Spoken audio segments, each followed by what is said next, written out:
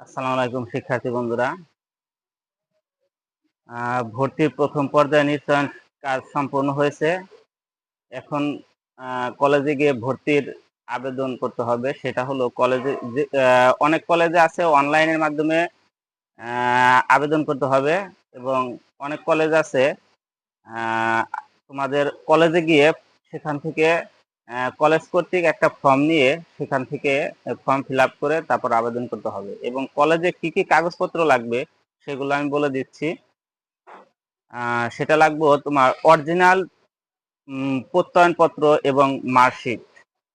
যেহেতু এখনো স্কুলে কোনো মার্কশিট আসে নাই, সেহেতু অনলাইন থেকে তোমাদের মার্কশিট বের করে নিতে হবে।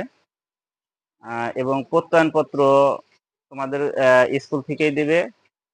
প্রত্যয়নপত্র এবং মার্কশিটের জন্য কোনো টাকা লাগবে না।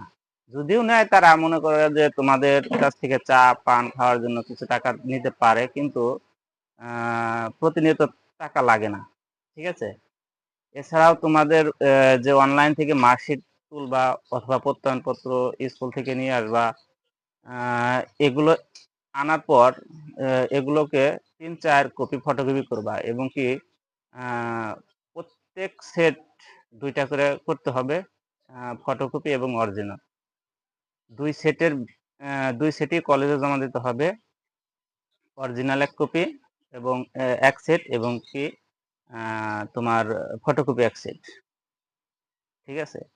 এছাড়াও লাগবে তোমার ভোটার আইডি কার্ড, তোমার মা-বাবার ভোটার আইডি কার্ড, আ এবং কি তোমার যদি ভোটার আইডি কার্ড থাকে সেটা, না থাকলে জন্ম নিবন্ধন ফটোকপি, আ এব অ্যা এই এগুলো হলে হবে। এছাড়া আর অন্য কিছু লাগবে না। সাথে লাগবে তোমার হলে পাসপোর্ট সাইজের ২ কপি ছবি, স্ট্যাম্প সাইজের ২ কপি ছবি। ঠিক আছে? আ তাহলে তোমাদের কি, কি লাগতেছে?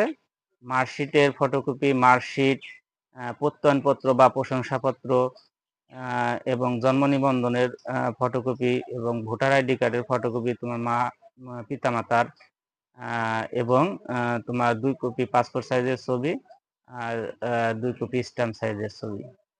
ঠিক আছে? এগুলো এবং কি কলেজ থেকে যে ফর্মটা তুলবা ওই ফর্ম। এই টোটাল আ সবগুলাই মানে ২ সেট করে লাগবে। ১ সেট তুমি কলেজে জমা দিবে, ১ সেট তোমার কাছে রাখবে। আরেক সেট ফটোকপি কলেজে জমা নিবে। ধন্যবাদ সবাইকে।